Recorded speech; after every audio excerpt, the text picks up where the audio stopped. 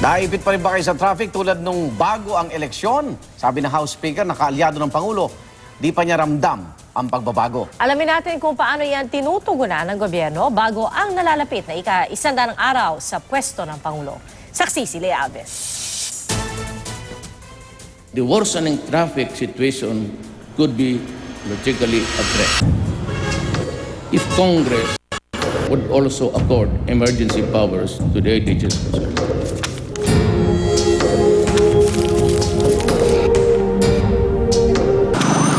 Ayon sa pag-aaral ng Japan International Cooperation Agency, 2.4 billion pesos ang nawawala kada araw sa ekonomiya ng Pilipinas dahil sa traffic sa Metro Manila.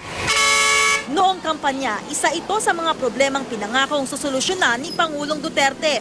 Pagkaupo sa pwesto ni Pangulong Duterte, nagkasana ng mga bagong patakaran ang Department of Transportation. Inalis ang ilang U-turn slots sa EDSA. Nilimitahan din ang mga UV Express dito. Naghigpit sa illegal parking.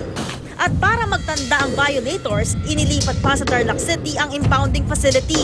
At kung dati ay sa EDSA lang, inatasan na rin ng PNP Highway Patrol Group na magpatupad ng batas trapiko sa iba pang pangunahing kalsada sa Metro Manila.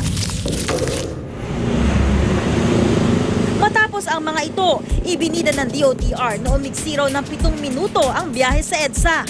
Medyo nabawasan po. Ang traffic. Opo. Halos araw-araw, ganun pa rin eh. Meron po, pero hindi ganun ka-improve. Sad to say na wala pa akong nararamdaman na improvement as far as traffic is concerned sa Metro Manila and maybe Metro Cebu.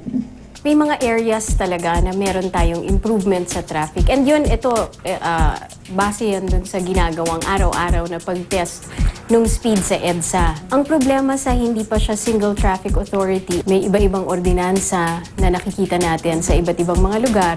Ito po hindi natin pa makontrol as the DOTR. The measures to address the traffic congestion in Metro Manila are comprehensive and require policy changes and big investments. So, and understandable that by this time, hindi pa talaga malaki yung improvements. Kung magpapatuloy ang matinding traffic sa Metro Manila, maaaring umabot sa 6 billion pesos kada araw ang economic loss sa Pilipinas pagdating ng taong 2030. Ayon sa Japan International Cooperation Agency, isa sa mga pangunahing solusyon ayon sa mga eksperto ay ang pagpapaganda at pagpapalawak ng serbisyo ng mass transport gaya ng mga tren at bus. We would like to ask for the people's understanding. Hindi ibig sabihin ito nagbabagal. Ang ibig sabihin nito, may mga proseso kang dapat sundin. Dinidinig ngayon ng Kongreso ang hiling na emergency powers ni Pangulong Duterte sa pagtugon sa problema sa traffic. Mas madali raw kasing magagawa na pamahalaan ang dapat gawin. Halimbawa na lang ang pagkasaayos ng MRT at LRT na kailangan ng procurement at pagpapatayo ng kailangang istruktura.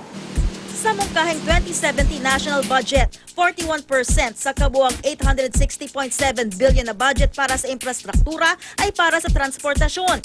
Kabilang sa mga inaprubahan ng NEDA ang 37.8 billion peso na Metro Manila Bus Rapid Transit na inaasahang magiging operational sa taong 2020.